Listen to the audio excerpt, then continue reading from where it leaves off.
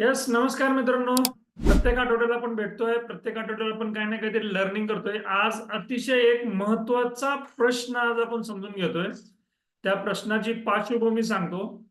पार्श्वभूमी अशी आहे की लास्ट वीक मध्ये काही कारणानिमित्त एक मेसेज आला माझ्याकडे. म्हणजे ग्रुपमध्ये नाही का आपलं चॅटिंग चालवलं असतंय, कुठून तरी माहिती गोळा करायची असते, काय असते, तर एका ग्रुपमधून एक मेसेज आला की असे असे माझे वडील आजारी असतात आणि वडिलांना कोणतरी सोबत पाहिजे.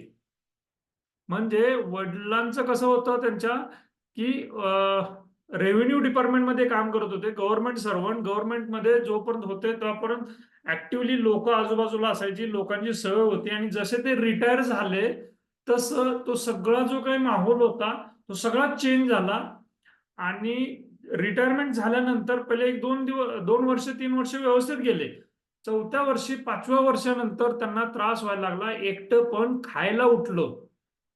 आणि हे एकटं पण एवढं भयानक होतं की ह्या एकटेपणामुळं वेगवेगळ्या शारीरिक व्याधी तयार व्हायला लागल्या. आणि आता तर अशी त्यांची स्टेज आली होती की बाबा रे, आता आपल्याला म्हणजे त्या घरच्यांना आई वडील दोघंच, एकीकडं मुलं कामानिमित्त बाहेर, मुलगी लग्न झाल्यानंतर तिच्या सासरी तिकडं, इथं कोणच नाही या दोघांसोबत. मग एक पगारी व्यक्ती ठेवायची गरज पडली. बर, ते ठेवून पण ते जसं मॅनेज व्हायला पाहिजे होतं तसं मॅनेज होत नव्हतं. हे ज्यावेळेस ऐकलं त्यावेळेस मला थोडस ते खूप मनाला लागलं. ते अरे काय वेळ आल्या ती, म्हणजे आयुष्यभर कष्ट करायचे, राब राब राबायचं, आणि चांगलं म्हणजे शासकीय अधिकारी चांगल्या ठिकाणी असताना सगळं रिटायरमेंट पर्यंत सगळं आयुष्य चांगलं, आणि नंतर मग लाईक 360 मध्ये आयुष्य बदल का? तर ते मुलं नाही जाग्यावरती, मुलांच्या ठिकाणी मुलं सेटल झालेले आहेत. आपलं आयुष्यात काय? हा प्रश्न लक्षात घ्या. हा एक प्रातिनिधिक एक्झाम्पल पाहू आपण त्यांचं. पण हे उद्या जाऊन जर हे अशा उदाहरणांची जर संख्या वाढली तर काय? उद्या जाऊन जर असे प्रश्न आपल्या घरापर्यंत, आजूबाजूला पर्यंत जर असे जर समस्या निर्माण झाल्या तर काय? याच्या मुळाशी जाण्याचा मी थोडासा प्रयत्न केला. आणि मित्रांनो, एक महत्वाचं वास्तव समोर आपण घेतोय. आणि हे जर आपण नाही पकडलं, हे जर आपण नाही लक्षात घेतलं इन्व्हेस्टमेंट करत असताना, तर मित्रांनो अशी उदाहरणं पुन्हा पुन्हा आणि आजूबाजूला मोठ्या प्रमाणात दिसतील. मग या मुळाशी जाण्याचा आज आपण प्रयत्न करणार आहे. पण रिटायरमेंटची जवळ आल्यानंतर ऍक्च्युली पैशांपेक्षा वेगळीच काहीतरी गरज दिसते. पैशांपेक्षा वेगळंच काहीतरी आपल्याला नाही का आवासून समोर आलेलं असतं. त्या सगळ्या समस्येला आपण तयार कसं राहायचं, हा आजचा टॉपिक आहे. आपण चालू करूया आजच्या टॉपिककडं. अजेंडा नेहमीप्रमाणे code of honour, concept, action plan, questions, announcement आणि क्लोजर. तर कोड ऑफ ऑनरनं सुरुवात करू. एएफटी अकॅडमीच्या माध्यमातून आपण संघर्षातून सहजतेकडे वाटचाल करतोय. प्रामाणिकपणा आपला हा बेस आहे. प्रामाणिकपणे विचार करतोय, त्याची अंमलबजावणी करण्याचा प्रयत्न करतोय. विपुल दायित्व सर्वांसाठी सर्व काही भरपूर आहे, हा विचार घेऊन आपण पुढे जातोय. सहयोग करतोय, एकमेकांना आपण मदत करतोय, एकमेकांची स्पर्धा न करता सहयोग करतोय. गती म्हणजे जे समजले ते कृती करायचा प्रयत्न करतोय. फास्ट इम्प्लिमेंटेशन करतोय. नैतिकता, जे पेराल ते उगवेल, ह्या नैसर्गिक मूल्यांवरती आपण विश्वास ठेवून वाटचाल करतोय. आणि सातत्य, चांगल्या सवयी आत्मसात करून त्यामध्ये आपण हे सगळं सातत्य ठेवतोय. ठीक आहे. तर पुन्हा एकदा हा एक थोडासा रोडमॅप आहे. मुद्दा म्हणून मी सांगतोय, पुन्हा पुन्हा सांगतोय की main at work, men and money at work. आणि हे दुसरी स्टेज ज्यावेळेस आपल्याला प्रॉपरली आयडेंटिफाय करता येते, दुसऱ्या स्टेजमध्ये आपण स्थिर होतो, त्याच वेळेस खऱ्या अर्थानं आयडेंटिफाय युअर व्हाय. व्हाय आपल्या आयुष्यात काय महत्वाचं आहे हे समजायला मदत होते ज्यावेळेस फायनान्शियल स्ट्रेस कमी कमी होतो त्यावेळेस. आणि only money at work, man is living is passionate life. मित्रांनो, मला सांगायला अभिमान वाटतो की ह्या चौथ्या स्टेजमध्ये मी आहे, जिथं only money at work, man is living is passionate life. तर आजच्या कन्सेप्टकडे वळूया. पुढे जाण्या अगोदर एक 2 ते 3 प्रश्न आपण घेतोय पैशांसंदर्भात, आणि मग आपण पुढे जातोय. तत्पूर्वी तुम्हाला जर काही या युद्धाच्या परिस्थितीबद्दल काही डाऊट वगैरे असेल तर नक्की तुम्ही विचारू शकताय. असं काही डाऊट असेल तर नक्की चॅट बॉक्स मध्ये करा किंवा व्हर्च्युअल हँड रेज करा. सेव्हिंग बद्दल थोडक्यात एक 2 3 प्रश्न आहेत. पहा, हे सेव्हिंग का करतो ह्याला थोडंसं लार्जर व्ह्यू देण्याचा माझा प्रयत्न आहे. हे काय 2 ते 3 प्रश्न आहेत. 2 ते 3 प्रश्न बघूया. कुठल्या आपण सेव्हिंग का करतो? माझ्या खर्च केलेल्या जीवन ऊर्जेच्या तुलनेत मला समाधान, आनंद, मूल्य मिळाले का? मी जे काही कष्ट करतोय, माझा वेळ आणि माझी मेहनत जिथं देतोय, त्या तुलनेत माझ्याकडनं जे काही शिल्लक राहतंय किंवा आपण जे काही करतो त्या सगळ्याचं समाधान, आनंद हे सगळं मिळतं का? हे विचारणं अत्यंत गरजेचं आहे. कारण ह्याला आपण कुठेतरी उद्याच्या ह्या सगळ्या भविष्यात येणाऱ्या ह्या सगळ्या समस्येला हे कुठेतरी हे मदत करणार आहेत हे प्रश्नांची उत्तरं म्हणून आपण घेतोय. आपण सेव्हिंग का करतोय? नंतर हा खर्च माझ्या जीवनाच्या उद्दिष्टांशी सुसंगत आहे का? म्हणजे जे पण काही खर्च करतोय, जे पण काही सेव्हिंग करतोय, हे आपल्या जीवनाचे उद्दिष्ट काय आहे? आपलं रोटी, कपडा, मकान यामध्येच अडकतोय का? मुलांचं शिक्षण म्हणजे एका स्टेज नंतर मुलांचं शिक्षण, त्यांचं लग्न वगैरे त्यांचं करिअरवरती फोकस करतोय. मग ह्या सगळ्या ह्याच्यात आपण कुठं आहेत का? आपण आपल्या गोष्टी आपण कुठेतरी कॉम्प्रोमाइज करतोय का? आपलं जगणं कुठेतरी बाजूला राहतंय का? हे पण या निमित्तानं विचार करायचा आहे. आणि जर मला उदरनिर्वाहासाठी काम करावे लागले नसते, तर हा खर्च कसा बदलला असता? बऱ्याच वेळेला अशी स्टेज असते, की बाबा सगळी करतात म्हणून आपण ते काम करत असतोय. काही जण आहेत, की बाबा आपल्याला म्हणजे पैसे कमवायची गरज नाहीये. एवढं बऱ्यापैकी स्टेबल, समृद्ध किंवा आपण पुरेसं खाण्यापिण्याच्या सोयी असतात घरी. मग सगळीच करतात म्हणून स्वतः पण जॉब करायला लागतात. मग जॉब केलं कुठेतरी ते व्हॅल्यूज मिसमॅच होतात आणि तो त्रास आपल्याला होत राहतो आणि ते कुठेतरी व्हॅल्यू मिसमॅच होत नाहीत. मग करायचं तरी काय? जॉब नाही तर करायचं तरी काय? हा एक मोठा प्रश्न राहतो. मग हे सेव्हिंग करत असताना दैनंदिन डे टू डे लाईफमध्ये हे प्रश्न आपण स्वतःला विचारले पाहिजेत. तर कुठेतरी डाउन द लाईन म्हणजेच रिटायरमेंट तर आपल्याला अशी गोष्ट आहे की ते फेस करावीच लागते. रिटायरमेंट म्हणजे आपलं वय थांबवू शकत नाहीये. मग रिटायरमेंट ज्यावेळेस आपली होते त्यावेळेस आत्ताचा जो काही माहोल आहे, कॉर्पोरेट असेल, अधिकाराचा असेल, शासकीय लेव्हलवरच्या काही लोकांचा मोठा अधिकार असेल, कॉर्पोरेटमध्ये मोठे पोझिशनचे असेल, सगळं जे आहे ते सगळं कुठेतरी बाजूला पडतं आणि आपलं वेगळं लाईफ चालू होतं, जिथं आपल्यालाच उठून ग्लासमधून पाणी घ्यावं लागतंय, आपल्यालाच उठून काहीतरी बाहेरनं मार्केटमधून स्वतःला हे करावं लागतंय. ड्राईव्ह करायचं असेल तर आपल्याला सगळं बऱ्याचशाच गोष्टी स्वतःवरती येतात. जो काही एक डेकोरम असतो तो डेकोरम राहत नाही आणि हे सगळं स्वतःला फेस करावं लागतं. आणि हे कुठंतरी आपल्या म्हणजे कॉर्पोरेट लाईफ मधल्या दैनंदिन टॉपिकशी निगडीत आपण जे राहतोय त्याच्यासोबत जर आपण हा विचार नाही केला तर कुठेतरी समस्या येतात. आणि याच टॉपिकला सुसंगत असलेलं एक मी पुस्तक लिहिलेलं आहे वेद सोचा. म्हणजे आपल्याला काहीतरी वेगळं करावंसं वाटतं, पण हे वेगळं म्हणजे काय? तर हे सांगण्याचा इथं ह्या पुस्तकाच्या माध्यमातून प्रयत्न केलाय. तर हे पहा, हे एक फुलफिलमेंट कर्व असतो. आजच्या सेशनचा हा सगळ्यात महत्वाचा कन्सेप्ट आहे. हा फुलफिलमेंट कर्व तुम्ही उचलून घ्या, स्क्रीनशॉट काढा, ह्याचे डिटेल तुम्ही जाऊ शकताय. हा फुलफिलमेंट कर्वचा रेफरन्स मी कुठल्या पुस्तकातून घेतला ते इथं दिलेलं आहे बघा. Your money or your life bye Vicky robin और जो डॉमिन्स ग्रुज यांचा आहे. तर ह्या ह्या सगळ्या ह्यांचा ह्या पुस्तकाच्या माध्यमातून हे एक पुस्तक अतिशय भारी पुस्तक आहे. जे खऱ्या अर्थानं पर्सनल फायनान्स ह्या टॉपिक मधलं पैसे कसे खर्च करायचे, काय पैशाची व्हॅल्यू काढत असताना आपली व्हॅल्यू काय आहे, ह्या सगळ्या अनेक कन्सेप्ट त्यामध्ये सांगितलेले आहेत. मला खूप आवडते ते पुस्तक. तुम्ही तुमची जर इच्छा असेल, वाचायची आवड असेल तर हे नक्की रेफर करू शकताय. तर त्यातला हा फुलफिलमेंट कर्व आहे. त्या शब्दातच इथं आहे की फुलफिलमेंट एका बाजूला आपलं ज्यावेळेस पैसा नसतोय तिथं स्ट्रगल राहतोय. जसं की आपली विद्यार्थी दशा घ्या. विद्यार्थी दशेतून आपण अर्निंग स्टेजला जात असताना मोठा स्ट्रगल राहतोय. अर्निंग स्टेजला जरी गेलं तरी इनिशियल लेवलवरती अर्निंग खूप कमी राहतं. वेळ तर आपण भरपूर देतो पण अर्निंग वेळेच्या कम्पॅरेटिव्हली कमी राहतं आणि रिक्वायरमेंट आपल्या भरपूर असतात आणि तिथं तो स्ट्रगल राहतो. बर, जिथं कुठं अर्निंग करतो आपण तिथं आपल्याला सिद्ध करायचं असतंय. सुरुवातीला अनुभव नसतो, सुरुवातीला त्या जे पण काही काम करतोय त्यातलं नॉलेज नसतंय.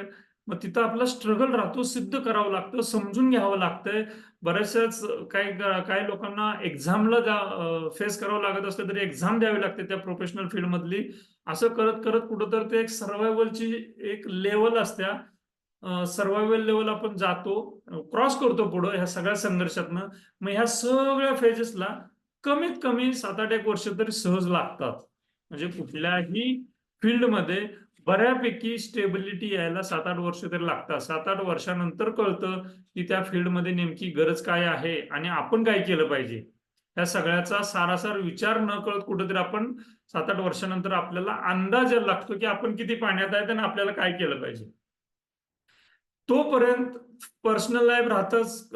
मुलींचं असेल तर मुलींचं लवकर लग्न होतं किंवा मुलांचं असेल तर थोडं लग्नाचं ती फेज राहते, त्यातनं पुढे जातो. नंतर बऱ्यापैकी सेट होतं, इन्कम तोपर्यंत वाढलेला असतोय, फॅमिली सेट झालेल्या असत्या, आपलं थोडंसं एक कम्फर्ट झोन येतो. फॅमिली सेट झाल्यामुळं पैसे पण वाढलेले असतात, बऱ्यापैकी चाललेले असते. काही लक्झरी लाईफ आपण घेत राहतो, तोपर्यंत गाडी असेल, घर असेल, EMI चालू होतात, हे व्यवस्थित चालू राहतं. आणि ही जी फेज आहे ही साधारण परत पुढचे 7-8 वर्षांची राहते. मग मुलं ज्यावेळेस शाळेला वगैरे जायला लागतात वगैरे, तिथून पुढं मात्र तोपणा येतो. आणि ही जोपर्यंत मुलं मोठी होऊन स्वतःच्या पायावरती उभं राहत नाही, तोपर्यंतचा हा जो सगळा फेज आहे, हा फेज मात्र खऱ्या अर्थानं आपल्याला एका वेगळ्या पॉइंट ऑफ व्ह्यूने समजून घ्यायचा आहे. मग तो कसा समजून घ्यायचा आहे? तर डे टू डे बेसिसवरती आपण आपले पॅटर्न चेक करायचे. म्हणजे आपली एनर्जी लेवल आहे का? म्हणजे जी करिअरच्या सुरुवातीला जी एक्साइटमेंट होती, करिअरच्या सुरुवातीला जी स्ट्रगलिंग फेज मध्ये असताना आपण समजून घेऊन प्रयत्न करत होतो, ती प्रयत्न करण्याची उर्मी म्हणा किंवा तो जोश आता आहे का? पहिला प्रश्न स्वतःला विचारायचा. दुसरा आहे की पैसे आहेत हातात म्हणून आपण अननेसरी गोष्टी खर्च करतो का? नाही का, आपण मॉलमध्ये गेलो तर येता येता काहीतरी काउंटरच्या आजूबाजूला काही गोष्टी असतात, ते पटकन आपण आपल्या बास्केटमध्ये घेतो, असं काही घेतोय का? घरात तुम्ही जस्ट चेक करा, इनिशियल फेज मधलं आपलं घरातल्या रिक्वायरमेंट. एक्झाम्पल, बॅचलर असताना आपण किती मर्यादित गोष्टींमध्ये आपलं ते सगळं डे टू डे लाईफ मध्ये आपण ऍडजस्ट करत होतो, आणि तेच जर अर्निंगच्या 7-8-10 वर्षानंतर आपल्याला किती आपल्या स्वतःच्याच कितीतरी रिक्वायरमेंट होऊन झालेल्या असतात. अननेसेसरी घेत असतोय का बऱ्याचशाच गोष्टी. मग ह्याला क्लटर म्हणतात, की जे खऱ्या अर्थानं जगण्यासाठी त्याची गरजच नाहीये. किंवा एक वस्तू असेल तर एक त्याला अल्टरनेटिव्ह 4-4, 5-5 झालेले असतात. म्हणजे जर परफ्यूम घ्यायचं असेल तर एक परफ्यूम ठीक आहे, 2-2, 3-3 परफ्यूम झालेले असतात. हे हे हे थोडीशी लक्झरीची पुढची स्टेज झाली. म्हणजे अननेसेसरी हे क्लटर गोळा करतोय. बरं, जसं परफ्यूमचं असेल तसं स्पेकचं असेल. स्पेक 1-2 एखादा ठीक आहे. तर ही फ्रेम, ती फ्रेम असं करत स्पेक पण भरपूर होतात. मुलींच्या बाबतीत पर्स पर्स पण म्हणजे भरपूर पर्स होऊन जातात. 1 किंवा 2 ठीक होतं. काही फंक्शनच्या आधारित किंवा त्या वेगवेगळ्या सीनसाठी. पण कितीतरी पर्स होऊन जातात आपल्या घरात. मग कपडे असतील, पर्स असेल, चप्पल असेल, अनेक गोष्टी अशा डे टू डे लाईफ मधल्या असतात, त्या अननेसेसरी आपण गोळा करत राहतो. बरं, ही फेज अशी असत्या की इथं मात्र म्हणजे नाही का, कॉर्पोरेट लेवलवरती इथं पैसे येत असतात आणि इथं कुठंतरी आपण आपल्या आयुष्याचं मिशन कुठंतरी ठरवायला कमी पडतो. आता मिशन म्हणजे काय? की पैसे येत असतात, आपण जेवढा विचार करत नाही, करिअर आपलं टिकून राहील का? आपल्याला 4 पैसे येतात का? ह्या सगळ्या गोष्टीचा विचार करतो. पण रिटायरमेंट नंतर करणार काय? या प्रश्नाचं उत्तर जर ह्या फेज मधल्या व्यक्तीला जर विचारलं, तर अनेक जण ब्लँक असतात. मी स्वतः, आपल्याकडे इन्व्हेस्टर आहेत, मी अनेकांना प्रश्न विचारतो. तो प्रश्न काय माहितीये का? एक प्रश्न आता मी तुम्हाला विचारतो. तो प्रश्न काय आहे, तर तुमच्याकडं, बरं ह्या प्रश्नाचा मी रेफरन्स पण सांगतो. मी हा एक्सरसाइज अनेक वेळा केलेला आहे आणि मी हा एक्सरसाइज कुठून घेतला ते पण तुम्हाला सांगतो. एक्सरसाइज काय आहे? शांत बसायचं आणि स्वतःला असं समजायचं की आपल्याकडं स्वतःकडं भरपूर पैसा आहे. भरपूर म्हणजे काय म्हणाल तितकं, कल्पनेच्या बाबतीत कल्पना करायची आहे की भरपूर पैसा आहे. म्हणजे तुम्ही अगदी म्हणजे प्रायव्हेट जेट असेल, कुणाला वाटतं की मला मदत करायची, लोकांना मदत करण्यासाठी लोक म्हणा, पैसा म्हणा, पाहिजे तितकं तुमच्याकडे आहे. तुम्हाला काही दान करायचं असेल तर तुम्ही दानशूर, जगातले म्हणजे करण्यानंतर तुम्हीच दानशूर आहात असं स्वतःला समजायचंय. किंवा असं समजा, बिल गेट्सची सगळी प्रॉपर्टी तुमच्या नावावरती आहे किंवा वॉरेन बफेटची सगळी प्रॉपर्टी तुमच्या नावावरती आहे. प्रॉपर्टी कमवणं हा म्हणजे तो टॉपिकच नाहीये तुमच्याकडे. खर्च करणं तो पण टॉपिक नाहीये तुमच्याकडे. मग अशा परिस्थितीत तुम्ही सकाळी उठताना कुठल्या इंटेन्शन न उठाल, अशा परिस्थितीत तुम्ही दिवसभर काय असं काम कराल की तुम्हाला तो अख्खा दिवस तुम्हाला आनंदात किंवा स्पेंड केला, खर्च केला, मनासारखं जगल्यासारखं वाटेल. असं कोणतं काम आहे की जे काम सकाळी उठल्यापासून झोपेपर्यंत तुम्ही समाधानानं कराल? पैशांचा विषयच नाही. हा एक्सरसाइज तुम्ही पुन्हा पुन्हा करा. आता मी तुम्हाला रेफरन्स देतो, मी हा एक्सरसाइज कुठून घेतला ते. दीपक चोप्रा एक स्पिरिच्युअल व्यक्ती आहेत, स्पिरिच्युअल लीडर आहेत, असंख्य पुस्तकं आहेत. त्यांच्यातल्या एका पुस्तकातून तो हा रेफरन्स घेतलाय. त्या पुस्तकाचं नाव आहे 7 स्पिरिच्युअल लॉज ऑफ सक्सेस. माझं आवडतं पुस्तक ते. त्या पुस्तकामध्ये हा रेफरन्स दिलाय की बाबा तुम्हाला स्वतः पैसे कमवणं हा टॉपिकच नाही, तुमच्याकडे भरपूर पैसे आहेत, अशा वेळेस तुम्ही काय कराल? अशा वेळेस तुम्हाला जर ते काम सुचलं तर मग कुठंतरी ती फुलफिलमेंटची जी काय आपली जर्नी आहे ती कुठेतरी वाढत वाढत वाढत राहील. ते असं खाली डिस्ट्रॅक्शनकडे जाणार नाही. आणि हेच महत्वाचं आहे. अजून एक एक्झाम्पल सांगतो. आपल्याकडे एक इन्व्हेस्टर आहेत. त्यांचा कार्पस लेट सुरुवात केली. चांगल्या पोझिशनला आहेत, फार्मा पोझिशनला होते, लेट सुरुवात केली. आज जस्ट सुरुवात आहे. कार्पस बनायला लागलेला आहे. म्हणजे त्यांच्या रिटायरमेंटला किती अवधी आहे ते कॅल्क्युलेट केलं त्या, आणि ही इन्व्हेस्टमेंट अशीच कंटिन्यू ठेवली तर एक मजबूत असा कार्पस बनत होता. मग त्यांना मी एक प्रश्न विचारला की बाबा आता तुम्ही विषय सोडून द्या, आता ते पैशांना रिटर्न किती भेटतात, ते पैसे कॉर्पस किती बनेल वगैरे वगैरे, हा टॉपिक आता तुमच्यासाठी संपलेला आहे. आणि मुलांचं आत्ताच एज्युकेशन चालू आहे, हायर एज्युकेशन. त्यामुळे मुलांसाठी साठवावं, म्हणजे एज्युकेशनसाठी पैसे साठवावे, हा पण टॉपिक त्यांच्यासाठी गौण आहे का, तर ऑनगोईंग एज्युकेशनच आहे, ते पण निघून जाते. मग त्यांना मी प्रश्न विचारला की बाबा तुम्हाला आता उद्याच्या उद्या जर कामावरनं तुम्हाला थांबायची गरज पडली स्वतःहून, तर तुम्ही काय कराल?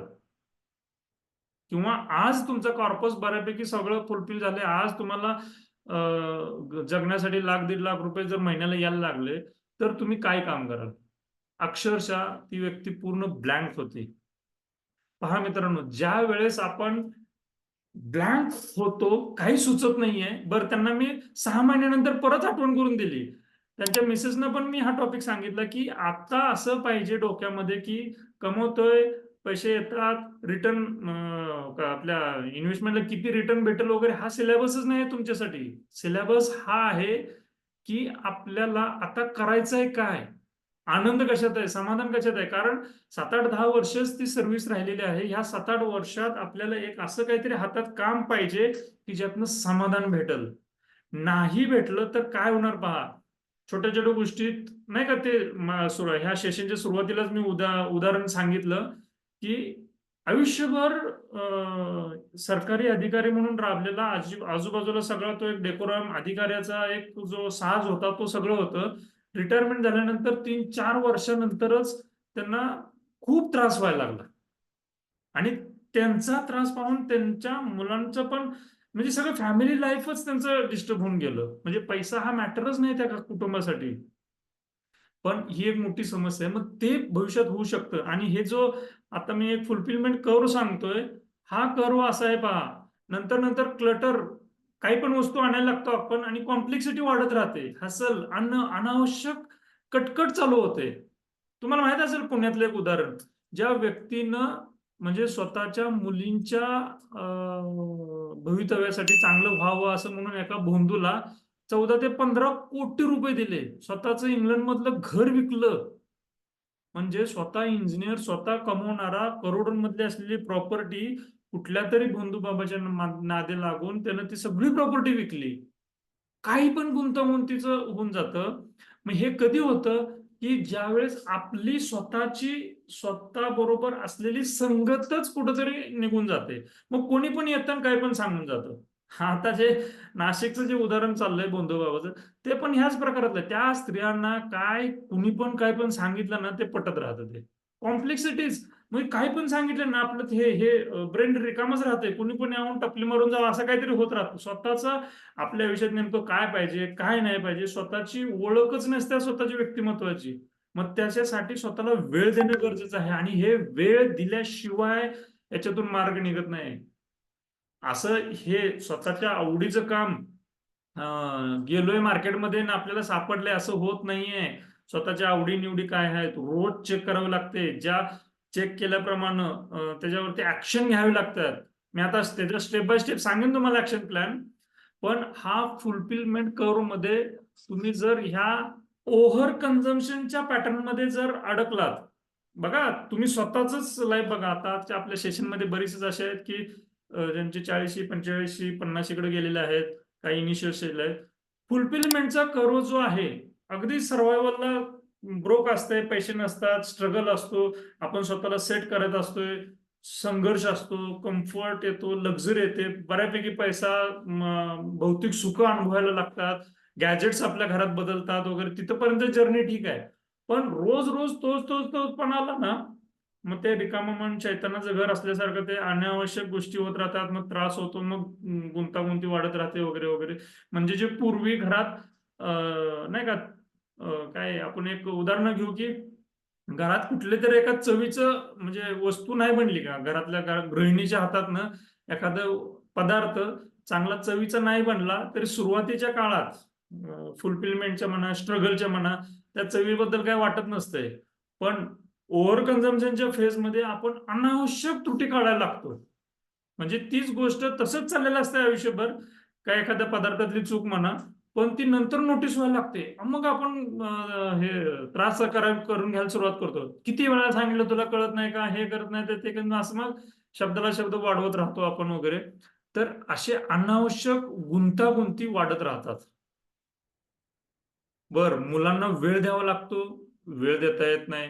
मुंबईमध्ये माझ्या जवळचं एक उदाहरण आहे. त्यांच्या मुलांनी 11वीत असताना सुसाईड केलं. एकटाच एकुलता एक मुलगा, अधिकारी व्यक्ती, पोलीस अधिकारी, कळलंच नाही त्या मुलांना काय केलं आणि काय नाही. म्हणजे त्या मुलाबरोबर बॉन्डिंगच नाही झालं त्या व्यक्तीचं. आणि अचानकच असं ऐकायला भेटलं की त्यानं सुसाईड केलं वगैरे. मग मुलांसोबत वेळ देणं वगैरे ह्या बऱ्याचशाच गोष्टी आपल्याला जमल्या पाहिजेत आणि तेच केलं पाहिजे. जर आपण त्या टप्प्यात नाही केलं तर, म्हणजे स्ट्रगलिंगच्या फेजमध्ये सगळं केलं तर आपल्याला ह्या ओव्हर कन्झम्पशनच्या पॅटर्नमध्ये न अडकता कुठंतरी आपल्याला फुलफिलमेंटचा कर्व हा असा बेल शेप्ड न राहता कुठंतरी असा ग्राफ सारखा वाढत वाढत वाढत राहिला पाहिजे. Are you with me? फुलफिलमेंटचा कर्व हा असा कुठंतरी ग्राफ सारखा वाढत वाढत वाढत राहायला पाहिजे असं एक्सपेक्टेशन आहे. मी हे मुद्दामून सांगतोय कारण लेटेस्टच उदाहरण आहे. त्या सरकारी अधिकाऱ्यांचा घरात हा त्रास आहे. आपल्याला जर नाही का, काय म्हणू, पैशांसाठीच आपण हे प्लॅनिंग करतोय, पैशांसाठीच हे सगळं करतोय, तर त्याचाच एक भाग आहे की इन्व्हेस्टमेंट जशी जशी वाढत जाते तसं तसं आपल्या जगण्यातलं फुलफिलमेंट पण असा हळूहळू वाढत गेला पाहिजे. हा पार्ट आहे. तर कुठंतरी हे सगळं पैसे जमवणं, साठवणं, त्याचा उपभोग घेणं राहील. अदरवाईज कुठंतरी हे लिंक तुटून जाईल. मग खरा जो जर्नी असतोय आपल्या आयुष्याचा तो हा इथून इथपर्यंत असतोय. आपल्या डोक्यापासून ते आपल्या मनापर्यंत आपलं समाधान कशात आहे, काय आहे हे शोधणं राहतंय. तर आता मी तुम्हाला ना एक फ्लो चार्ट देतो. फ्लो चार्ट तुम्हाला जर यामध्ये जर डिटेल इंटरेस्ट असेल, आता डिटेल इंटरेस्ट मध्ये पण राहतंय की जे काही स्ट्रगलिंग फेज मध्ये आहेत त्यांना कदाचित हा इंटरेस्ट नसेल. जे कुठेतरी फुलफिलमेंटच्या ओव्हर कन्झम्पशनच्या फेज मध्ये कुठेतरी आहेत त्यांना हा कदाचित इंटरेस्ट असेल. म्हणून मी म्हणतोय त्यांना, ज्यांना कोणाला इंटरेस्ट आहे डिटेलमध्ये, त्यांना मी हवं तर डिटेलमध्ये परत आपण भेटत राहू किंवा कनेक्ट करू. पण मी तुम्हाला हिंट देतोय काय करायचं ते. Are you ready to listen this? Yes, answer with yes चॅटबॉक्सचा वापर करा. बाहेरून फुलफिलमेंटचा कर्व सातत्यानं वरतीच ठेवण्यासाठी 3 ते 4 स्टेप्स मी तुम्हाला सांगणार आहे. अहो तर तुम्ही लिहून घ्या. मी सिंपल फॉर्मॅटमध्ये एक एक्सेल शीटच्या ह्याच्यात हे सांगणार आहे. पहा, पहिली स्टेप आहे कशाची लिस्ट करायची आहे, तर आपल्या आवडीच्या कामांची लिस्ट करायची आहे. 1, 2, 3 काही आवडतील आपल्याला ती लिस्ट करायची आहे. कुणाला कुकिंग आवडेल, कोण फिरायला जायला आवडेल, कुणाला सायकलिंग आवडेल, कुणाला पुस्तक वाचायला आवडेल, कुणाला गप्पा मारायला आवडेल, व्हॉट एव्हर जे काय करायचं ते इथं लिस्ट करायचे. 1 2 3 4 5 6 7 8 फक्त लिस्ट करायचे. पहिली स्टेप आहे. दुसरी स्टेप आहे त्या लिस्ट प्रमाणे ऍक्शन घ्यायचे. आता ज्यावेळेस ऍक्शन घ्यायची वेळ येईल, कुणाला कुकिंग असेल, कुकिंग करत असताना एकदा केलंय, दोनदा केलंय, तिसऱ्यांदा करत असताना मात्र तेवढा पहिल्यासारखाच इंटरेस्ट नाहीये, असं जर जाणवलं तर त्या कामाला तिथं फुली मारायची.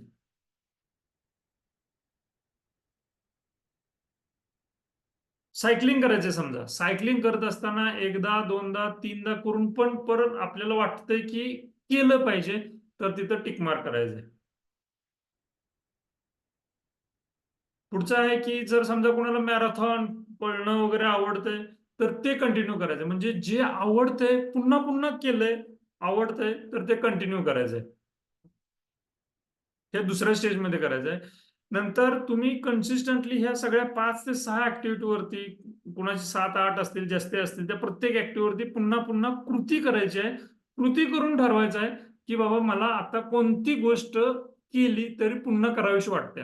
मग अशा त्या कामांची परत एकदा लिस्ट करायची. तुमच्या लक्षात येईल की वरती 7-8 नंबर ऑफ लिस्ट कामं असतात आणि त्यानंतर रिपीटेडली आपल्याला 2 ते 3च शिल्लक राहतात. 1, 2 किंवा 3. मग त्या 3 गोष्टींमध्ये आपल्याला थोडंसं फाईन ट्यून करायचं आहे. मग त्यासाठी काय करायचंय? या 2 ते 3 गोष्टी कळल्या, नंतर इथं तिसरी स्टेज येते. त्यातला कोण आजूबाजूला आपण जिथं कुठं राहतो, त्या आजूबाजूला, त्या शहरात, त्या उपनगरात, त्या गल्लीत कुठं ना कुठेतरी एक कोणतरी दादा असतो, दादा. दादा म्हणजे एक्सपर्ट. हा एक्सपर्ट त्या फील्ड मधला असतोय. लेट अस से तुम्हाला सायकलिंग आवडतं, मग सायकलिंग मधला कोण आहे एक्सपर्ट? ते बरोबर लाईक माइंडेड लोक एकत्र येतात. किंवा बुक रिडिंग मधला आहे, मग त्या बुक रिडरला माहित असतंय की लायब्ररी कुठली, कसं रिडिंग आहे, कुठल्या लेखकाचं काय व्याख्यान आहे, काय काय ना काहीतरी ते लाईक माइंडेड लोक एकत्र आल्यानंतर बरोबर ते मार्ग निघत असतात, सुचत असतात. मग त्या एक्सपर्टला भेटायचं. एक्सपर्टला भेटल्यानंतर एक्सपर्टशी आणि स्वतःची पर्सनली ओळख होईपर्यंत त्यांच्याशी इंटरॅक्शन ठेवायचं. मग तिथं ज्यावेळेस आपण इंटरॅक्शन ठेवतो, त्यांच्याशी गप्पा टप्पा मारतो, त्यावेळेस मात्र आपल्याला त्या एक्सपर्ट सोबत जे पण काय आपण वेळ घालवतो वगैरे, तिथं आपल्याला डाऊन फील होत नाहीये. एनर्जीच वाटते, मजा वाटते, वेळ निघून जातो कसा कळत नाही. इतकं ते फुलफिलमेंट प्रमाणे राहतंय. मजा येते तिथं त्या एक्सपर्टशी गप्पा मारताना. का तर लाईक माइंडेड असते. तो विषय पण आपल्याशी जुळलेला असतो आणि तो एक्सपर्ट त्याचे अनुभव सांगत असतो. आपल्याला अजून वेगवेगळे काहीतरी नवीन नवीन अँगल समजत असतात त्या कामातले किंवा त्या फील्डमधले वगैरे वगैरे. मग एक्सपर्टशी सातत्यानं संपर्क आल्यानंतर तो एक्सपर्ट आपल्याला त्याची प्रोफेशनल बाजू काय आहे ते समजून सांगतो. बाबा सायकलिंगच असेल तर कुठल्या स्पर्धा कुठं आहेत, कुठल्या स्पर्धेला कसं एंट्री करायची, नंतर त्या स्पर्धेत कसं नंबर काढायचा, नंबर आल्यानंतर किती रुपयाचं प्राइज असतंय, किंवा स्पॉन्सर कसे भेटतात, स्पॉन्सर आपल्याला भेटण्यासाठी कुणाला अप्रोच करावं लागतं, व्हॉट एव्हर जे काही असेल ते त्याची प्रोफेशनल बाजू म्हणजे खर्चिक बाजू असते, ते तिथं तो सांगतो. किंवा चित्रकार असेल तर चित्र कसे आपल्याला पब्लिश करायचे, लेखक असेल तर लेखक पब्लिकेशन कसं तयार करायचं, मग ते पुस्तक विक्रीतून 2 पैसे कसे निर्माण करायचे, काय करायचे, त्याची जी व्यावसायिक बाजू आहे त्या फील्ड मधली, तो एक्सपर्ट आपल्याला गाईड करत राहतो, तो समजून सांगत राहतो. आणि चौथी आणि महत्वाची स्टेप येते, तिथंच तुमचा खजिना आहे. म्हणजे त्या एक्सपर्टच्या चर्चेतनं तुम्ही स्वतःला चेक करत राहताय, आपण कुठं आहोत, स्वतः कुठं आहोत वगैरे वगैरे. आणि तिथं जर तुम्ही सातत्य ठेवलं तर तोच तुमचा खजिना आहे.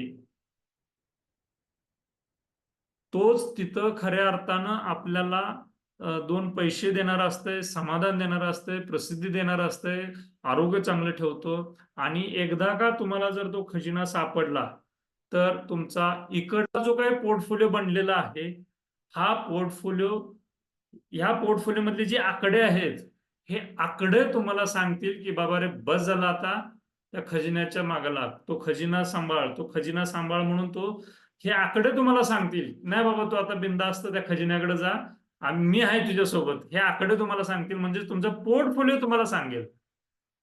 म्हणलं ना मी, शॉकिंग एक्सपिरियन्स झाला की त्या व्यक्तीला म्हणजे नवरा बायको दोघं घरात आणि कोल्हापूर सारख्या ठिकाणी, आणि मुलगा कामामुळे लांब, मुलगी सासरी लग्न झाल्यामुळे ह्यांना सांभाळता यांना एक व्यक्ती ठेवावा लागत होता घरी, आणि तरीही शारीरिक तक्रारी, मानसिक तक्रारी प्रचंड होत्या. मग एक अधिकाऱ्याची जर तिथे अवस्था असेल, तर हे तुमच्या आमच्यापर्यंत हा त्रास होऊ शकतोय आपल्या घरापर्यंत. तर त्याची तयारी करायची असेल तर स्वतःच्या खजिन्यापर्यंत पोहोचलं पाहिजे, आणि तो कशा पोचायचा त्याचा एक 3-4 स्टेप प्रॅक्टिकली अतिशय म्हणजे काय म्हणू, एरर फ्री म्हणू आपण. तुम्ही जर व्यवस्थित जर ह्या स्टेप्स फॉलो केल्या तर नक्की तुम्ही तुमच्या खजिन्यापर्यंत पोहोचणार, त्याची पूर्ण खात्री आहे. आणि एकदा का तुम्हाला खजिना सापडला तर मित्रांनो, तुम्हाला सांगतो, ते न कळत तुमचा तो खजिना न राहता तो एक तुमचं मिशन बनून राहतं, की अरे बाबा आपल्याला तर हेच करायचं आहे, आता आपल्याला काय काळजी करायची, हेच करायचं. आणि ती एक एनर्जी राहते. त्या एनर्जीमुळे काय काय होतं तुम्हाला सांगतो. आता बोनस सांगतो तुम्हाला त्या एनर्जीचा. Are you ready to listen bonus? ती एनर्जी जर सापडली तुम्हाला, तुमचं बोनस काय काय लक्षात घ्या. आणि ह्या बोनसवरनं तुम्ही परत बॅक कॅल्क्युलेट घ्या की तुमच्या आयुष्यात असे बोनस तुम्ही मिस करताय का. तुम्ही स्वतःला प्रश्न विचारा. पहिला बोनस, तुम्ही जिथं पण कुठं काम करताय तिथं पूर्ण कॉन्फिडेंटली काम कराल. म्हणजे तुम्हाला तिथं काही गोष्टींना नाही म्हणायचं असेल तर तुम्ही बिनधास्त नाही म्हणायला सुरुवात करता. काही गोष्टी पटत नसल्या तर तुम्ही तिथं बिनधास्त नाही म्हणायला सुरुवात करता, कारण तुम्हाला तुमचा खजिना कुठं आहे हे माहित असते. त्यामुळे भविष्याबद्दल एवढी काही चिंता राहत नाही, पहिला मुद्दा. आणि दुसरा मुद्दा, तुमची इकडं फायनान्शियल डिसिप्लिन असत्या.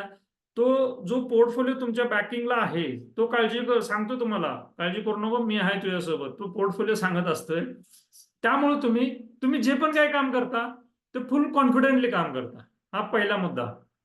दुसरा मुद्दा, तुमचे नाते असतील, म्हणजे पर्सनल रिलेशनशिप पर्टिक्युलरली बोलतोय, नवरा बायको, मुलं, आई वडील, भाऊ बहीण वगैरे ह्यांच्यासोबतचे नाते चांगले राहतात. का? तुम्हाला तुमचे पर्सनल लाईफमध्ये काय अचीव्ह करायचंय काय नाही, तुम्हाला डेस्टिनेशन जवळपास कुठं आहे काय आहे ते समजलेलं असते. ठीक आहे, हे दुसरा मुद्दा झाला. आणि तिसरा मुद्दा, प्रोफेशनल मधले जे काही रिलेशनशिप आहेत जिथं अनावश्यक अनेक वेळेला गरज नसते, पण त्याला काय वाटल, मग तो सिनियर आहे, मग त्याच्यासोबत गेलंच पाहिजे. नाही का, आम्ही एकदा मॉलमध्ये बसलो होतो मित्र मित्र, तर त्याचा कोणतरी सिनियर आला, हा पट्ट्या पळत पळत गेला, जसं ऑफिसमध्ये असल्यानंतर कसं पळत पळत जातात तसं. अरे इट्स ओके ना, हो त्या ऑफिसमध्ये बॉस आहे, ही तर थोडीच आहे. तर हे इतकं म्हणजे ते दबावात राहिलेलं असतं. तशा दबावात राहण्याची गरज नाहीये. सुट्टी मागताना पण कॉन्फिडेंटली मागता आली पाहिजे. नाही म्हटलं तर आपल्याला तिथं स्टँड घेता आला पाहिजे. समोरच्याला सांगता आलं पाहिजे. तेवढं कॉन्फिडन्स निर्माण होतो जर तो खजिना जर आपल्याला माहित झाला तर. ठीक आहे. आणि सरतेशेवटी हे हे खूप महत्वाचं आहे. सरतेशेवटी मित्रांनो, तुम्हाला काय, मला काय, कोणालाच माहित नाही की एक्झिट कधी आहे ते. कोणालाच माहित नाही हा बुडबुडा कधी फुटेल तो. सो असं नको व्हायला की शेवटच्या क्षणाला आपल्याला असं वाटायला लागतं, अरे हे केलं असतं बरं झालं असतं, असं ते केलं असतं बरं झालं असतं, किंवा सावरायला वेळच नाही, कधी स्विच ऑफ होऊन जातोय कळत नाही. पटकन मी काय म्हणतोय ते, की प्रत्येकाची लाईफ कधी शेवट आहे असं कुणालाच माहित नाही. मग जोपर्यंत आहे तोपर्यंत फुलफिलमेंटचा हा कर्व वाढत वाढतच गेला पाहिजे, असं माझं म्हणणं आहे. त्यामुळं जगणं महत्वाचं आहे. त्या जगण्यासाठी आपण सातत्यानं फायनान्शियल पॉईंट ऑफ व्ह्यूने विचार करतो. तर आज मात्र आपल्याला जरा वेगळ्या पॉईंट ऑफ व्ह्यूने विचार करण्यासाठी हा विषय घेतलेला आहे. पहा, लॉंग टर्म डिसिजन घेण्यासाठी, लॉंग टर्मची वेल्थ क्रिएट करण्यासाठी, yes thank you मनोजी, long टर्मची wealth create करण्यासाठी आपल्याला आपला व्हाय समजला पाहिजे. ठीक आहे. तर आजचा टॉपिक हा त्या लॉंग टर्म क्रिएशनसाठी, फायनान्शियल डिसिजन स्मूथली होण्यासाठीच होता, की आपल्याला आपल्या लाईफमध्ये फुलफिलमेंट कर्व जो आहे, again I will like share this slide, की हा फुलफिलमेंट कर्व जो आहे, हा फुलफिलमेंट कर्व आपल्याला समजला पाहिजे. आपण कुठल्या फेजमध्ये आहोत, की लक्झरी म्हणजे survival, comfort, luxury, enough clutter गोळा करतोय का, हे हे कुठल्या फेजमध्ये आपण आहोत, हा फुलफिलमेंट कर्व सातत्यानं वाढत वाढत राहायला पाहिजे. जर आपण क्लटर किंवा गुंतागुंतीच्या ह्या सगळ्या ओव्हर कन्झम्पशनच्या फेजमध्ये अडकलो, तर एक तर आपल्याला पैसे शिल्लक राहणार नाहीत इन्व्हेस्टमेंट करण्यासाठी, किंवा कायम कन्फ्युजनच राहील. मग ते कन्फ्युजन राहू नये म्हणून आपल्याला लॉंग टर्म साठी आपलं ध्येय काय पाहिजे, तर समाधानाने शांततेनं जगता आलं पाहिजे. मग ते ते जगणंच जर माहित नसेल, बाबा माझं डेस्टिनेशन कुठं आहे हेच जर माहित नसेल, तर हे स्मूथली फायनान्शियल डिसिजन्स होणार नाहीयेत. मग कुठंतरी ओव्हर कन्झम्पशन, मग आज गाडी मला 4 वर्ष गाडी झाल्यात, जुनी झाली असं म्हणून 4 वर्षाची गाडी विकून परत नवीन गाडी घेतो, हा प्रकार राहतोय. किंवा हे एक घर झालं, ते फर्निचर खूपच जुनं झालंय, मग ते काढून टाका, मग नवीन फर्निचर घ्या, असे खूप प्रकार घडतात. तसं काही त्या त्या म्हणजे त्या ह्याच्यात अडकायचंच नाहीये आपल्याला. तर हा जरा वेगळ्या पॉइंट ऑफ व्ह्यू ना आपण परत फायनान्शियल डिसिजनकडे येतोय. हाच टॉपिक आहे. या व्यतिरिक्त ऍक्च्युअली जे फायनान्शियल आकडे आहेत, लाईक मागच्या सेशनमध्ये मी कव्हर केलं की आपल्याला ह्या युद्धाच्या परिस्थितीत कशा पद्धतीने डिसिजन घेतले पाहिजेत, महागाईचं काय आहे, तर तसं काही नाही याचं टॉपिक. हाच आहे की आपल्याला फायनान्शियल डिसिजन लॉंग टर्मली स्मूथली करण्यासाठी आपल्याला एक विजन राहिलं पाहिजे. जगणं महत्वाचं आहे, ते सेंटरला ठेवून आजूबाजूला आपल्याला फायनान्शियल डिसिजन घेता आले पाहिजेत. म्हणून आपल्याला आपलं काम काय करायचं आहे, आपल्याला आयुष्यात महत्वाचं काय आहे, ते पण मी सांगण्याचा प्रयत्न केला. So this is the only topic. I hope you got the clarity. तोच प्रश्न जो मी अनेक वेळा स्वतःवरती रिव्ह्यू म्हणजे तो प्रश्नाचा एक्झरसाइज केलेला आहे की तुमच्याकडं भरपूर पैसे आहेत, तुम्हाला पैशांची काही चिंता नाहीये, तुम्ही म्हणाल ते त्या पैशांचं करू शकताय. सोनं नाणं खरेदी करणं, खरेदीचा काही विषयच नाही, सगळं तुमचंच आहे. मग सोनं नाणं असेल किंवा प्रत्यक्ष हार्ड कॅश असेल, पैसा असेल. तर अशी परिस्थिती असल्यानंतर तुम्ही सकाळी उठल्यापासून झोपेपर्यंत काय कराल? दिस इज माय क्वेश्चन. सकाळी उठल्यापासून झोपेपर्यंत पैसे भरपूर असल्यानंतर काय कराल, हा प्रश्न सातत्यानं स्वतःला विचारा. तो प्रश्न, त्या प्रश्नाचं उत्तर तुम्हाला नक्की भेटेल. ती एक प्रोसेस आहे. त्या प्रश्नाच्या उत्तराकडे जाण्याची ती प्रोसेस चालू होईल. Okay. Yes. So that's it from my side today. काय प्रश्न असतील तर विचारा, अन्यथा आपण भेटू पुढच्या सोमवारी अजून एका नवीन टॉपिक वरती.